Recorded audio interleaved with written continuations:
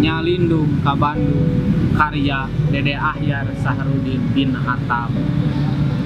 Aya dina diri urang sakabeh kageulisan kacukupan, singgeten Mbah Imah nyapu jalan mersihan diri, atawa nyebor tatangkalan nepi ka akar-akarna unggal poe. Insya Allah Bandung camperenik geulis tur hegan. Wahana anu mata ginggilapeun mun disawang ti katebihan. Jaga barudak kota endah taman surga, supados urang ngagaduhan rasa bangga jeung kabahagiaan anu hakiki.